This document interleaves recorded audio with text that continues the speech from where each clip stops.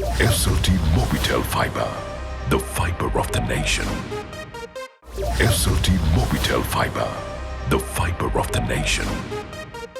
Comfort Moodiයෙන් භාගයයි කලක් පවතින අලුත් පෙනුමයි.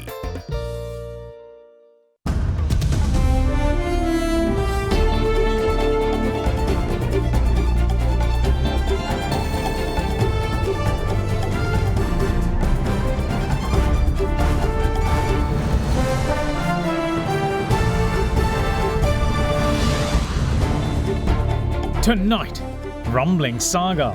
Nano-nitrogen fertilizer importer addresses allegations. If anyone can do that, I'll give you them 100 million and I'll buy this fertilizer at 640 rupees. Suspicion. A gas leak responsible for the racecourse explosion. Don't stereotype. An SLMC MP moots a different view of the Gulf states. I advise the government not to get carried away with the ideologies that terrorism nurtured by the 50 Muslim majority countries. Seek expertise. Health experts discourage unprescribed antibiotics for COVID patients. Antibiotics are pharmaceutical agents, they are medications that are useful in treating bacterial infections and not viral infections. All that and much more coming up on First at 9. This Saturday, the 20th of November, 2021.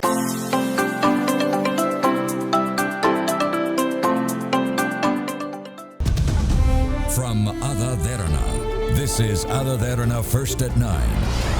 Live from Studio 24 in Colombo.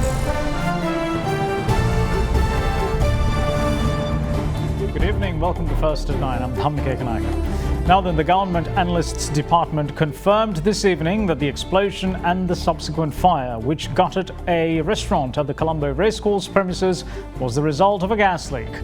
2 people sustained minor injuries during the incident. A restaurant on the ground floor of the racecourse building at Reed Avenue in Colombo caught fire at around 5:30 this morning following an explosion. The flames completely gutted the restaurant. The firefighting unit at the Colombo Municipal Council, together with the police, attempted to bring the fire under control.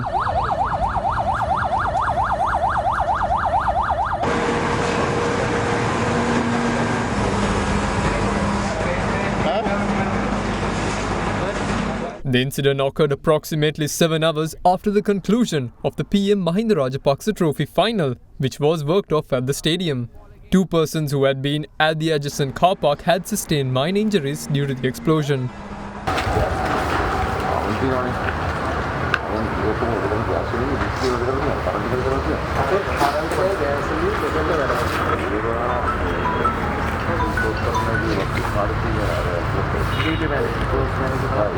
The government analyst also inspected the scene to ascertain the cause of the explosion. During the evening, however, the government analyst concluded that the explosion was caused by a gas leak. An investigation has been launched by the Cinnamon Garden Police under the SSP in charge of the Colombo South Division. පිපිරීම සිදු වූ අවස්ථාවේ Kurunduwatta police ස්ථානය මගින් ඒ පිළිබඳ විමර්ශන කටයුතු ආරම්භ කරනු ලැබුවා. කොළඹ දකුණ අපරාධ ස්ථාන පරීක්ෂණාගාර නිලධාරීන් විසින් මෙම ස්ථානය පරීක්ෂා කොට තිබෙනවා.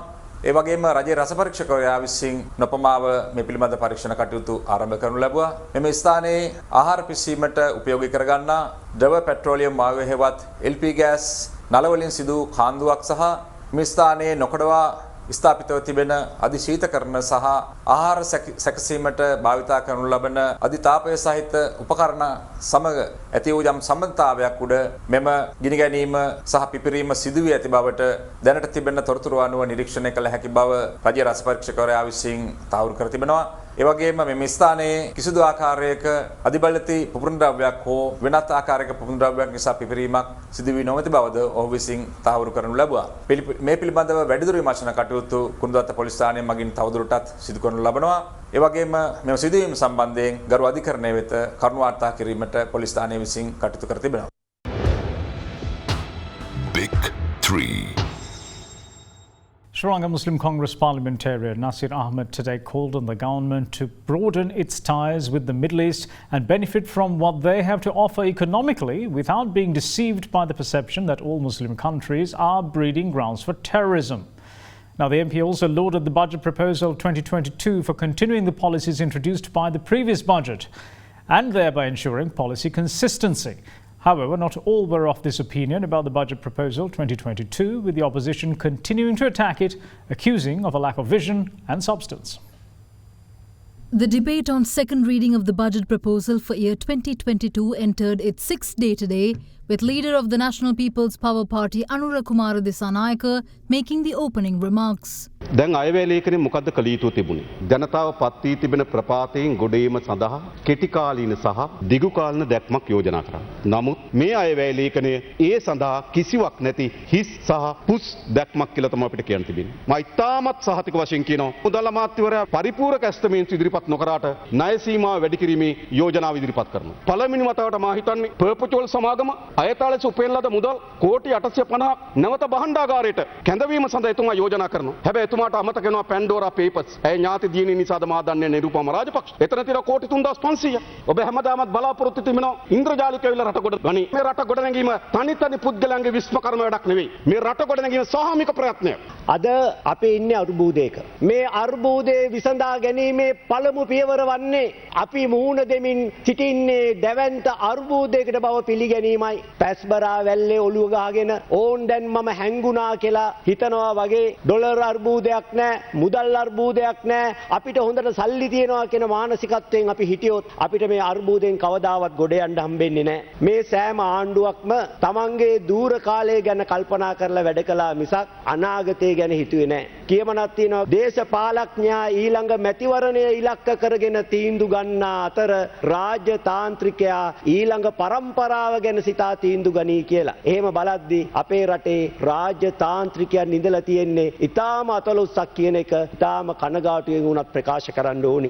මහින්ද රාජපක්ෂ මැතිතුමාගේ කාලේ 2015 5.1ට නග්ගපු ආර්ථික වේගය ඔබතුමාලා 2016 බස්සනවා 4.46ට 2017 3.58ට 2018 3.27ට 2019 2.26ට ඇෆ්ගනිස්තානයට පමණක් දෙවෙනි වෙන්න බස්සපු බැසිල්ල හර්ෂ මහත්තයෝ කියලා දෙන්නකෝ අපිට. Never in the history of Sri Lanka has a budget been presented in such grim economic conditions and environment of uncertainty as the budget of 2022. Yet it is quite appreciable how fiscal consolidation, infrastructure development and public welfare have been balanced, especially at this crisis time. However, it is sad that the opposition's criticism is only directed at condemning the budget in toto without offering alternate solutions. I congratulate the government for keeping its policy of long-term stability and consistency by not changing the direction set by the last budget. In the midst of heavy criticism, which laid a strong structural foundation, facilitating faster liberal economic development and attraction of FDI. It is very encouraging to see an island-wide development budget being presented with a long-term strategic development vision rather than year-by-year plan. It is laudable that promoting local manufacturing has been a priority with a number of investment zones proposed to set up in different districts in the budget, which will help breaking the vicious cycle of manufacturing sector contribution being stagnating at an unsatisfactory average of 16% since independence. In terms of revenue management, the government has very rightly and strongly considered to effectively maximize tax revenue, non-tax revenue and foreign direct investment, and to place relatively low priority to internal and external borrowings. The government came under severe criticism when it introduced far-reaching tax reforms in January last year, stating that the government has slashed its main revenue without considering the consequences. However, that was a right move in line with modern-day economic and fiscal policy formulation, which has today transformed Sri Lanka into a tax-competitive and tax-friendly country with a simplified tax structure, making it one of the lowest tax territories in the world. SLMC MP Nazir Ahmad also called on the government to further strengthen ties with the Middle East countries to benefit from the investments they have to offer. In our efforts to develop healthier, mutually benefiting relations with the Middle East, I advise the government not to get carried away with the ideologies and perceptions that terrorism or extremism being nurtured by the 50 Muslim majority countries in the world. It may be true in respect of one or two countries, but the vast majority of Arab nations are violently against such ideologies and have been long-term friends and well-wishers of Sri Lanka. Moving on with other local stories, importer of the nano-nitrogen fertilizer, the United Farmers Trust, made an open challenge today. It said that it is prepared to handsomely reward anyone who can prove that the said fertilizer can be imported to the island from India cheaper than their price of 2,030 rupees per litre. These remarks were prompted following allegations of fraud behind the transaction.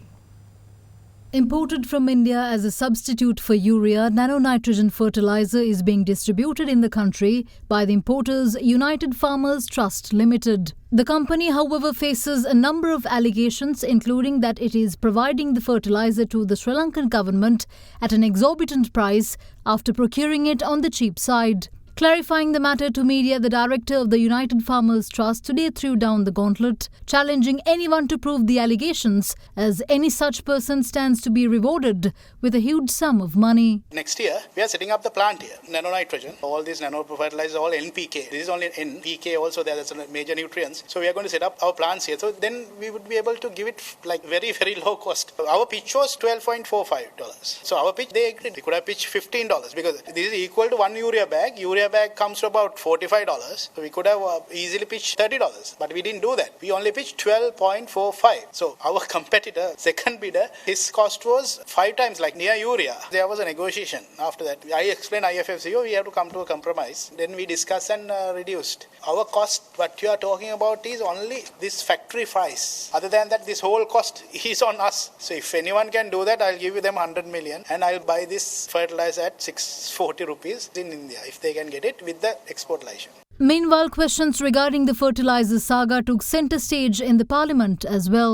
අපනයන කුෂ්කර්මාන්ත භෝග වලින් අපට විදේශ විනිමයක් ලැබෙනවා. අපිට දැන් dollar නැතුව ඉන්න වෙලාවක්. එතකොට අපිට පේන්නේ මේව සඳහා විශේෂ වැඩපිළිවෙලක් දිරිගැන්වීමක් තියෙනවද? ශ්‍රී ලංකා ඉතිහාසයේ වැඩිම අපනයන ආදායම මේ සුළු භෝගාංශය ලැබෙන්නේ 2021 වසරේ. 2020 වසරේදී අපේ සමස්ත අපනයන ආදායම මේ කුරුඳු ගම්මිරිස ඇතුළු සුළු අපනයන භෝගාංශයේ රුපියල් බිලියන 72යි. මේ වසරේ සැප්තැම්බර් අවසානයේ වෙනකොටම අපි රුපියල් බිලියන 72ක් උපයලා තියෙනවා. ඒ නිසා අපි බලාපොරොත්තු වෙනවා ඉතිහාසයේ වැඩිම මුදල රුපියල් බිලියන 100කට ආසන්න මුදලක් අපිට මේ අවුරුද්දේ අනිවාර්යයෙන්ම ලැබෙනවා. මෙතෙක් කායවැයකින් වෙන් කළ ඉතිහාසයේ වැඩිම මුදල වැවිලි කර්මාන්ත ක්ෂේත්‍රයට වෙන් වෙන්නේ 2022 වසරේ අපිට රුපියල් බිලියන 15ක් තේ රබර් පොල් කුරුඳු ගම්මිරිස තුළු මේ සියලුම වගාවන් සඳහා ගරු මුදල් ලැබතුමා වෙන් කළ තුනේ. ඒතර අද මේ පොහොර ප්‍රශ්නෙත් එක්ක මේ කාබනික කියන මිත්‍යාවට ගිය නිසා අද මේ සම්පූර්ණයෙන්ම තේ වගාකරුවන් විතර නෙවෙයි සුළු අපනයන භෝග කරුවනුත් ඉතාමත් අමාරු තැනකට වැටිලා තියෙනවා. ඒ සඳහා මේ වෙනකොට ගෙනල්ලා තියෙනවා නැනෝ නයිට්‍රජන් පොහොර. මේ පොහොර සම්බන්ධයෙන් ප්‍රශ්න ගණනාවක් තියෙනවා. ඉන්දියාවේ රුපියල් 654ක් වෙන මේ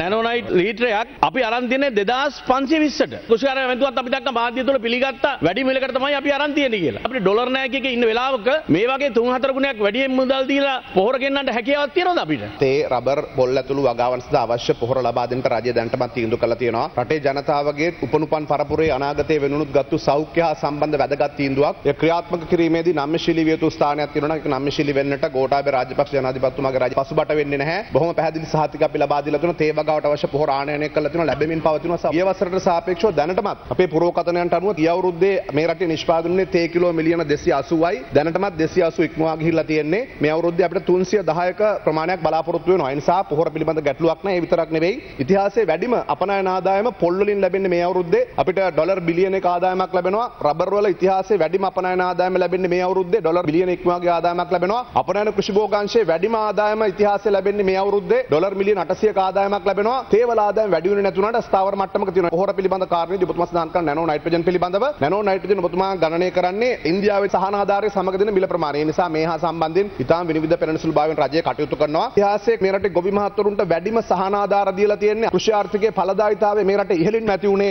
මහින්ද රාජපක්ෂ ජනාධිපතිතුමාගේ කාලේ අපි සිහිපත් කරනවා. ඒක ඉදිරියට ගෙන යනවා මිසක් ආපසු හැරවීමක් නැහැ. කන්දුරට පළාත්වලත් ඒගොයියෝ විශාල අර්බුදයක ඉන්නේ 80% විතර අඩු වෙලා තියෙනවා. ඉතින් මේ රසායනික කාබනික ප්‍රතිපත්තිය මේක වෙනස් කරනවද? මොකද ඊයේ ඉන්දියාවේ අගමැතිතුමා ඉදිරිපත් කරපු 53 ඉල්ලාස් කරගෙන ජනතාවගේ සභාව ඉල්ලුවා. මේ හා සම්බන්ධයෙන් නම්‍යශීලී වියතු ස්ථානවලදී නම්‍යශීලී වෙන්ට ආණ්ඩුව කටයුතු කරන ඒ වගේම ඔබතුමාට සඳහන් කරා ඉතිහාසගත ආදායමක් අපිට තේ පොල් රබර් සුළු අපනයන භෝගාංශයෙන් ලැබුණේ. අපි සමස්තයක් හැටියට ඩොලර් බිලියන 4ක ආදායමක් 2021 වසරේ බලාපොරොත්තු වෙන එක ගිය අවුරුද්දට සාපේක්ෂව 15ක වැඩිවීමක්. ගිරියල්ල මැතිතුමා ප්‍රශ්නයක් මැතිතුමාට වැඩි උත්තර දෙන්නේ නැහැ. මහා විශ්වවිද්‍යාලයට එක්කන් ගිහින් එතුමා ඇත්තටම හැබැයි වැවිලි කර්මාන්ත අමාත්‍යාංශ යටතේ තිබිච්ච රාජ්‍ය වැවිලි සංස්ථාවේ ජනතා වතු සංවර්ධන මණ්ඩලයේ නිෂ්පාදන ඵලදායීතාවයේ කටයුතු සිද්ධ වෙච්ච ආකාරය ගැන මම එතුමාට කියන්නේ නැහැ. මොකද එතුමාට මගේ ගෞරවයක් තියෙන නිසා.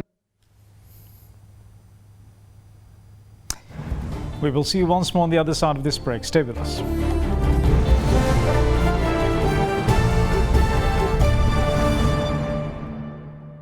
මිලියන 18.8 නිවස ලක්ෂ 5ක් ගෙවා දැන්ම වෙන් කරවා ගන්න mulberry residence.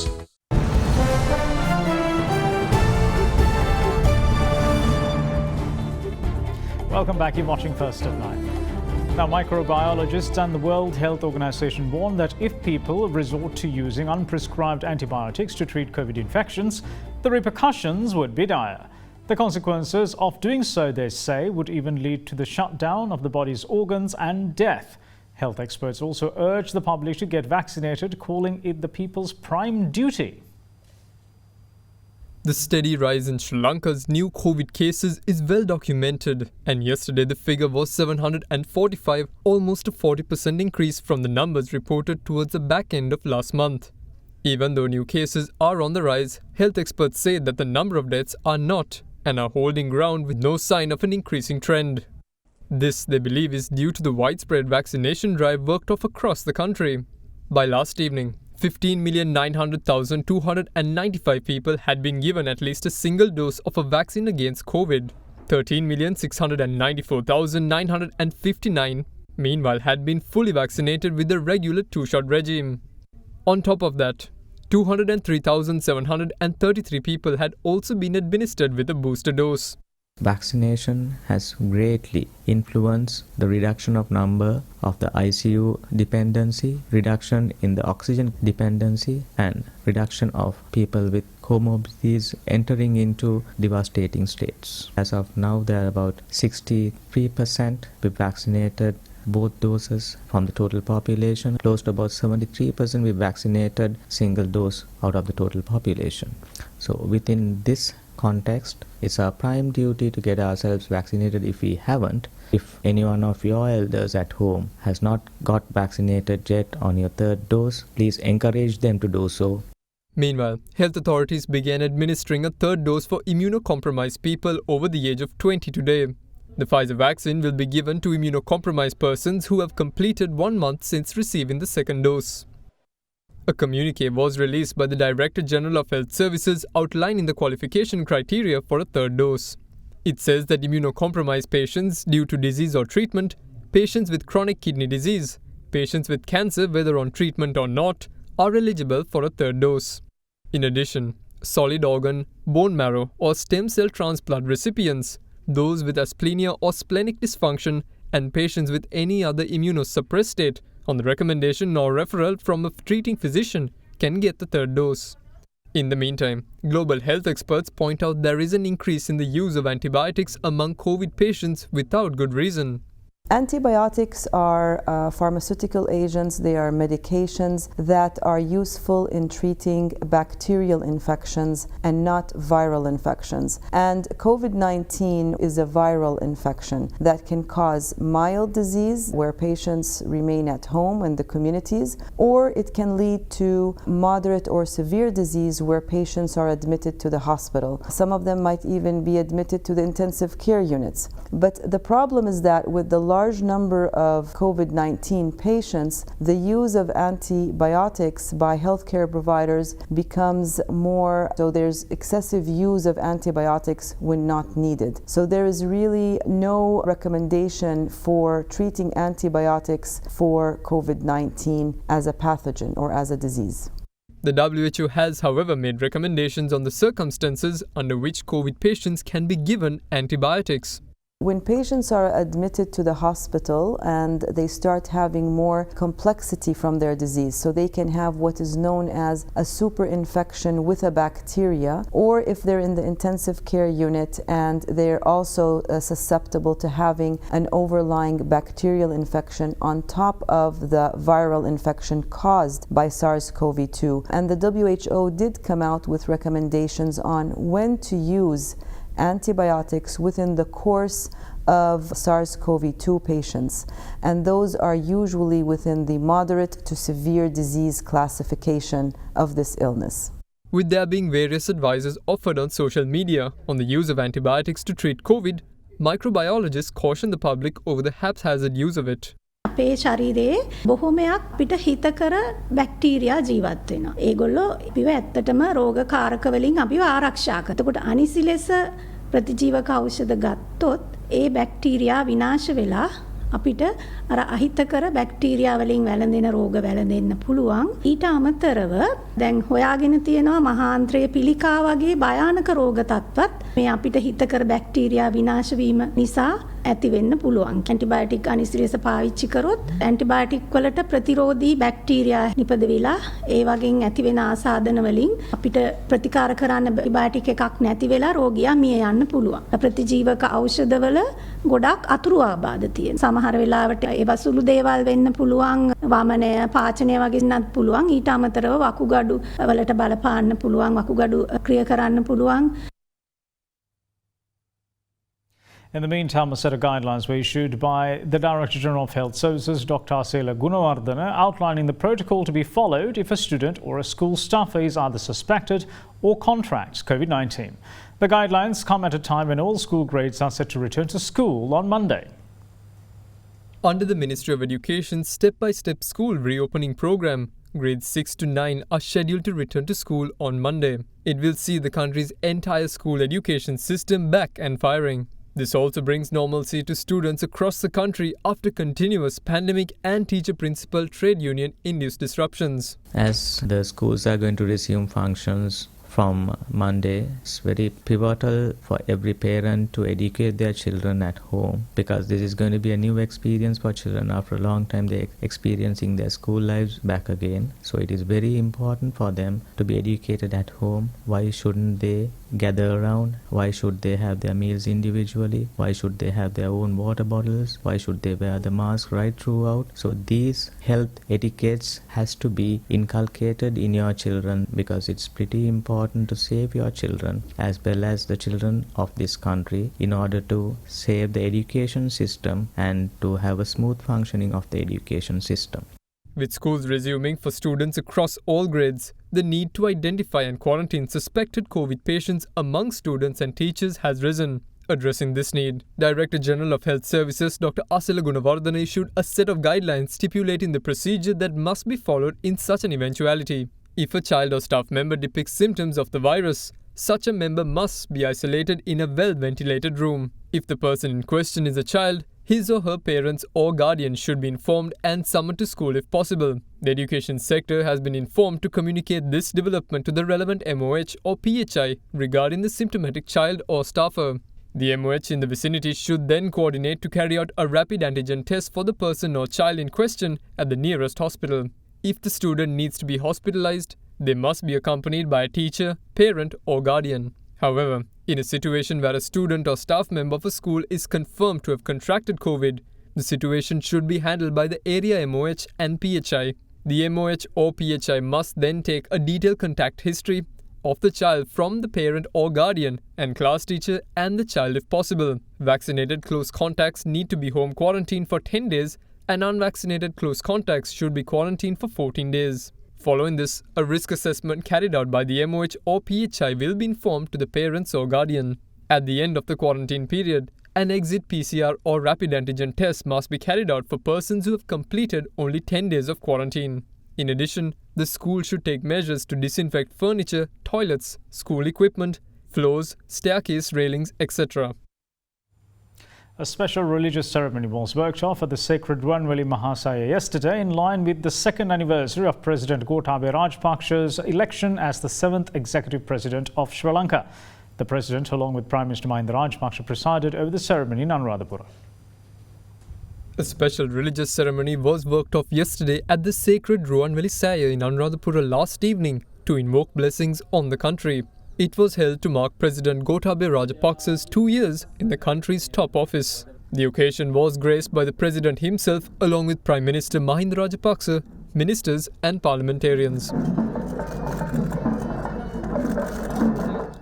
Meanwhile, Prime Minister Mahinda Rajapaksa yesterday sponsored drinking water supply to 100 low-income families in the district of Anuradhapura. The PM's media unit said that the deed was to mark the Prime Minister's birthday, which fell on the 18th. In the meantime, the second commemoration of the late Minister D.M. Jayaratna was worked off today under the patronage of President Gotabaya Rajapaksa The ceremony was held at the Ambaluwewa Biodiversity Complex in Gampola.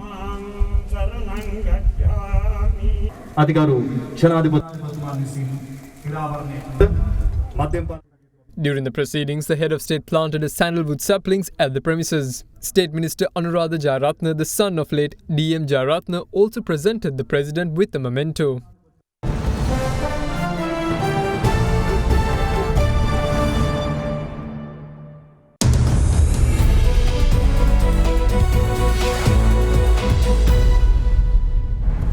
Welcome back. This is First at 9. Now, the Nasdaq Composite Index closed above the 16,000 mark for the first time yesterday in its second straight record finish, while the Dow succumbed to its fourth losing session in the last 5 sessions. Both the Nasdaq and S&P 500 scored a winning week after last week's decline snapped a 5-week run of higher finishes. The Dow Jones Industrial Average's second successive weekly loss wiped out the last of its November gains, extending the index drop from a November 8 record high. Dow's fall yesterday was caused by banking, energy and airline stocks slumping on fears of new lockdowns in Europe to curb a resurgence of COVID-19 cases. Banking stocks fell, tracking a drop in treasury yields, and financials was also among the worst performing S&P sectors.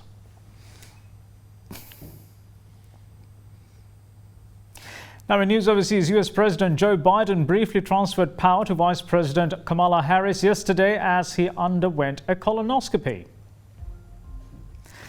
That made Harris the first woman to hold the presidential reins in the US history.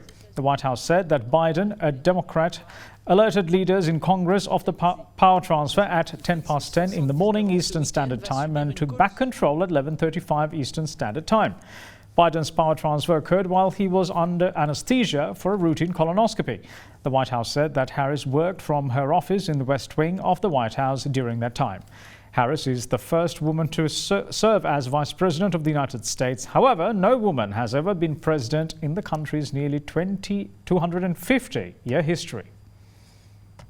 And that's it from all of us here at First at 9. Thanks for watching. Bye-bye.